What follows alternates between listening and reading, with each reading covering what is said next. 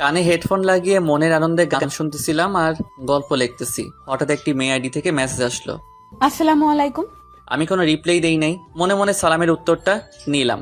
মেসেজের রিপ্লাই দেই নাই কারণ আমার অনেক বন্ধু আছে আমার সাথে ফেক আইডি দিয়ে আমার সাথে মজা করে, আর মেয়েদের মেসেজ পেলে ছেলেরা তো পুরাই আকাশে উঠতে থাকে। আমি আবার এইরকম না। আমার পরিচয় তো আপনাদের জানানোই হলো না। আমি ফারহান আহমেদ, এবার ইন্টার সেকেন্ড ইয়ারে পড়ি। আম্মু আব্বুর আদরের দুইটা ছেলে, একটা আমি আর অন্যটা আমার বড় ভাই। আমার বড় ভাইয়ের পড়াশোনা শেষ করে দেশের বাইরে গেছে জব করতে। ভাইয়ার বিয়ের জন্য একটা ভালো পাত্রী খুঁজতেছি। এবারও মনে সুখে গান শুনতেছি আর গল্প লিখতেছি। একটু পর মেয়েটি আবার মেসেজ দিল। কেমন আছেন? জি আলহামদুলিল্লাহ ভালো, আপনি? জি আলহামদুলিল্লাহ ভালো আছি। আপনার কি বেশি অ্যাটিটিউড? কেন হঠাৎ এই কথা বললেন? মেসেজের উত্তর দিচ্ছেন না কেন? একটু কাজে ব্যস্ত ছিলাম। ও, আপনার বাসা কোথায়? রাস্তার সাথে। আর আপনার? ঢাকা। মজা করেন না, বলেন।